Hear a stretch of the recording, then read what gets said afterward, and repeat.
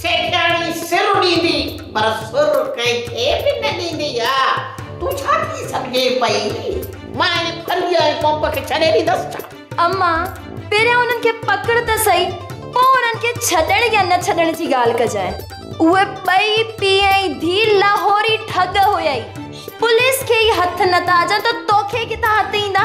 सॼी ॾिठ तो मूंसां कई, तो कई मूंसां वेही पटियूं पढ़ाई। 2000 जूं 2 टिकेटियूं ज़ोरीअ मूंखे वठराई। सॼी राति पिंडाल में वेही ज़लील थियासीं। न को अदाकार आयो न को गुलकार आयो। ओ अम्मा तू पाण शौक़ीन आहीं राग जी, मूं ते ॾोह न ॾे।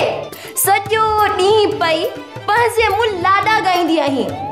तुझे इन ई राग जे आज़ार खां त कुते बि घिटीअ में वेहण छॾे ॾिनो आहे। मां चवां थी मूंखे इहे 2000 तूं भरे ॾे।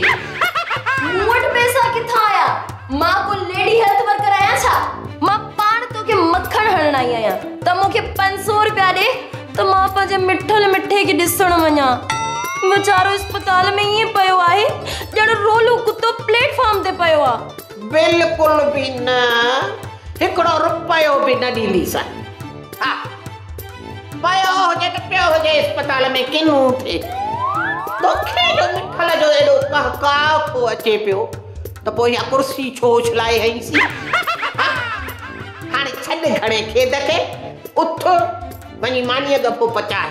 मूं सोचो त जेका घणनि जी मर्ज़ी ऐं मूं वारी कुर्सी कहिड़ी वरी मिठल खे लॻी हुई। उहा कुर्सी त धमो खे लॻी हुई। पोइ बि पैसा कोन ॾींदीसां त पोइ मां चोरी खणी ॾींदीसां।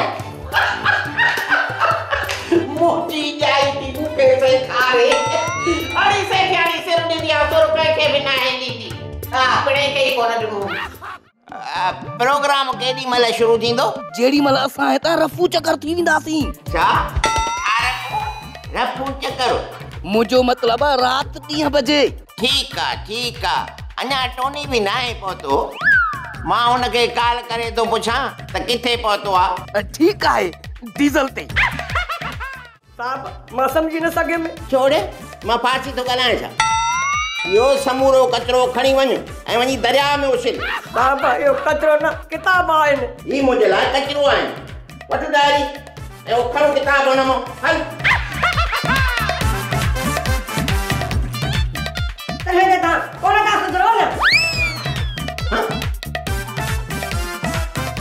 सच चयो छा? सोप सीरियल मश्करन जो गोठ सीज़न 2 जा तमाम एपिसोड्स ॾिसो हाणे HD क्वालिटीअ में। विज़िट करियो असांजो YouTube channel Sindh TV HD drama.